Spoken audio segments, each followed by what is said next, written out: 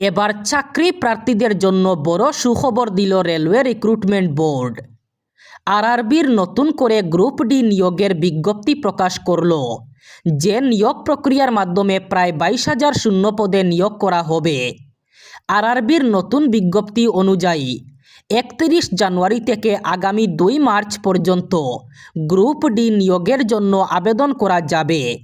প্রাথমিকভাবে ঠিক ছিল যে 21 জানুয়ারি থেকে 20 ফেব্রুয়ারি পর্যন্ত আবেদন করা যাবে, তবে পরবর্তীতে 10 দিনের জন্য স্থগিত করে দেওয়া হয় আবেদন প্রক্রিয়া, আর তারপর 31 জানুয়ারি থেকে আবেদন শুরু হয়েছে আবার। প্রার্থীরা www.rrbapply.gov.in এ গিয়ে আবেদন করতে পারবেন। যেসব প্রার্থী আবেদন করতে চান তাদের রেজিস্ট্রেশন প্রক্রিয়া শুরু হওয়ার আগে তাদের আধার কার্ডের বিবরণ এবং ছবি আপডেট করতে হবে। আরআরবির তরফে জানানো হয়েছে যে প্রার্থীদের আধার কার্ডের বিবরণ এবং ছবি আপডেট করতে হবে।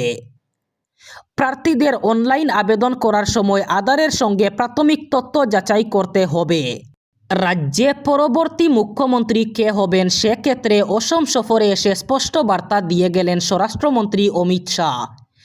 একই দিনে দুইবার ডক্টর হিমন্ত বিশ্ব শর্মাকে পরবর্তী মুখ্যমন্ত্রী হিসাবে ঘোষণা করে তার নেতৃত্বে রাজ্যে তৃতীয়বার বিজেপি সরকার গঠন করার আহ্বান জানান তিনি। স্বরাষ্ট্রমন্ত্রী বলেন, অসমে তৃতীয়বার হিমন্ত বিশ্ব শর্মার নেতৃত্বে বিজেপি সরকার গঠন হওয়ার পর এক একজন অনুপ্রবেশকারীকে রাজ্য থেকে বিতাড়ন করা হবে। কংগ্রেস সরকারের আমলে রাজ্যে কারফিউ, বোমা বিস্ফোরণ, বন্দুকগুলির আওয়াজ শোনা যেত, কিন্তু এর বিপরীতে বর্তমানে রাজ্যে ভূপেন হাজারিকার গান শোনা যায়। আবার একবার স্ট্রাইকের পথে হাঁটতে চলেছে দেশের একাধিক ব্যাংকিং কর্মী সংগঠন। বেশ কয়েকটি ট্রেড ইউনিয়নের তরফে সর্বসম্মতিক্রমে এই সিদ্ধান্ত নেওয়া হয়েছে। এই ধর্মঘটের উদ্দেশ্য হল নতুন শ্রম কোডে থাকা শ্রমিক বিরোধী এবং জনবিরোধী ধারা ও কেন্দ্র সরকারের বিভিন্ন নীতি, প্রস্তাব ও সিদ্ধান্তের বিরুদ্ধে প্রতিবাদ জানানো। পাশাপাশি রয়েছে সপ্তাহে 2 দিন ব্যাংকের ছুটির দাবিও।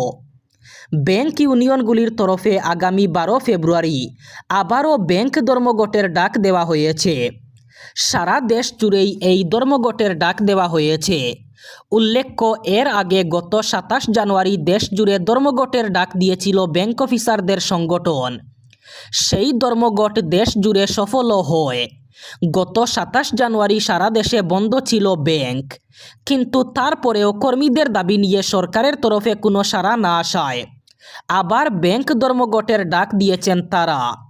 বরাক উপত্যকার জীববৈচিত্র্য গবেষণায় নতুন সংযোজন। কাছাড় জেলার সংরক্ষিত বনাঞ্চল থেকে বিরল প্রজাতির একটি জাম্পিং মাকড়সার সন্ধান পেয়েছেন অসম বিশ্ববিদ্যালয়ের গবেষকরা।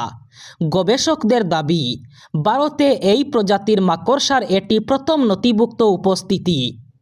গবেষকদের মতে এই আবিষ্কার শুধু বরাক উপত্যকার অজানা জীববৈচিত্র্যকেই সামনে আনেনি, বরং ইন্দো বর্মা জীববৈচিত্র্য হটস্পট অঞ্চলে এখনও কতটা গবেষণার সুযোগ রয়ে গেছে তারও স্পষ্ট ইঙ্গিত দিয়েছে। যে প্রজাতিটির সন্ধান মিলেছে তার বৈজ্ঞানিক নাম কোলাইটাস বিলেনিয়াটাস অথবা দুইডুরা জাম্পিং মাকড়সা। কাছাড় জেলার লোহারবন্দ এলাকার ইনার লাইন সংরক্ষিত অরণ্য থেকে এই প্রজাতিটি নথিভুক্ত করেছেন গবেষক মনিক ছেত্রী। বিটিসির অধীনস্থ 5 জেলায় আর মুসলমানদের এসআর অর্থাৎ ভোটার তালিকায় সংশোধনের নামে দেওয়া যাবে না কষ্ট। সম্পূর্ণরূপে বন্ধ করা হলো এসআর প্রক্রিয়া। এসআর প্রক্রিয়ার নামে সরকার আর সাধারণ নাগরিকদের হয়রানি করতে পারবে না। এসআরের নামে বিটিসিবাসীকে কোনো হয়রানি করা যাবে না। বিটিসিতে বন্ধ ঘোষণা করা হলো এসআর প্রক্রিয়া। মুখ্যমন্ত্রী ডক্টর হিমন্ত বিশ্ব শর্মার নির্দেশে বিটিসির 5 জেলার জেলা কমিশনার মন্ত্রী জয়ন্ত মল্ল বড়ুয়া, বিটিসি চিফ হাগ্রামা মহিলারি, জমিয়ত উলামার নেতা, দল সংগঠন ইত্যাদির নেতাকর্মীদের নিয়ে দীর্ঘ আলোচনার পর এমনই ঘোষণা করেছেন বিটিসি চিফ হাগ্রামা মহিলারি। বিটিসিতে সম্পূর্ণরূপে বন্ধ করা হয়েছে এসআর প্রক্রিয়া।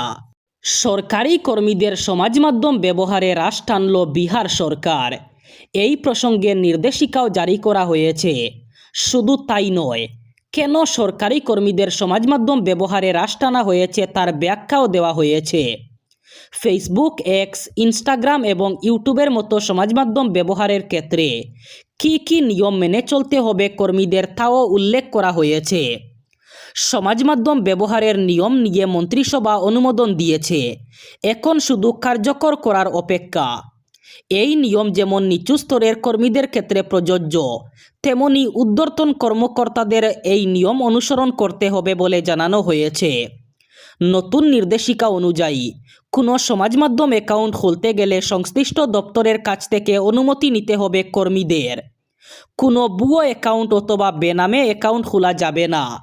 নির্দেশিকায় আরও বলা হয়েছে, ব্যক্তিগত কোনো পোস্ট করার সময় কর্মীরা তাদের পদমর্যাদা অর্থাৎ তিনি কোন পদে কর্মরত তা উল্লেখ করতে পারবেন না। এছাড়াও সরকারের লোগো অথবা সেই সংক্রান্ত কোনো প্রতীক ব্যবহার করতে পারবেন না। কর্মীদের পরামর্শ দেওয়া হয়েছে, সমাজ মাধ্যমে ব্যক্তিগত কোনো পোস্ট করার সময় তারা যেন অফিসিয়াল ইমেল আইডি অথবা সরকারি কোনো ফোন নাম্বার সেখানে উল্লেখ না করেন। এবার শেষ খবর।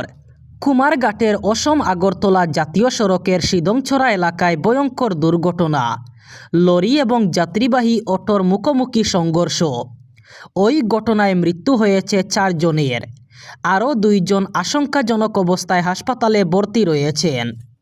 স্থানীয় সূত্রে জানা গেছে, মালবাহী লরি এবং যাত্রীবাহী অটোর মুখোমুখি সংঘর্ষ ঘটে, তাতে 4 জনের মর্মান্তিক মৃত্যু হয়। ওই দুর্ঘটনায় আরও 2 জন যাত্রী গুরুতর আহত হয়েছেন। সাথে সাথে দমকল বাহিনী এবং পুলিশকে খবর দিয়েছেন এলাকাবাসী। দমকল কর্মীরা আহতদের তৎক্ষণাৎ স্থানীয় হাসপাতালে নিয়ে গেছেন। জানা গেছে, আশঙ্কাজনক অবস্থায় আরও 2 জন চিকিৎসাধীন।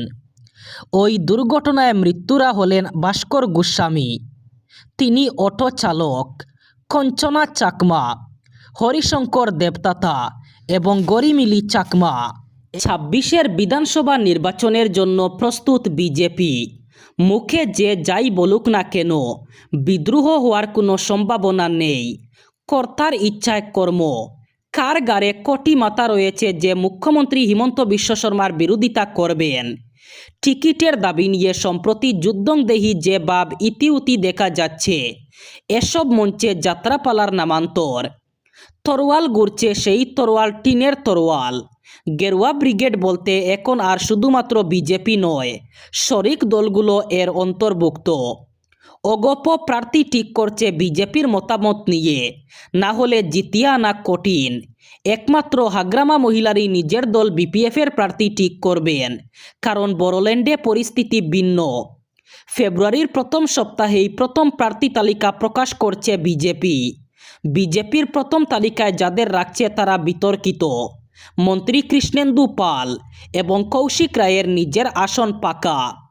বিশ্বস্ত সূত্রে প্রকাশ, প্রথম তালিকায় বরাক থেকে আরও কয়েকটি নাম সন্নিবিষ্ট থাকবে।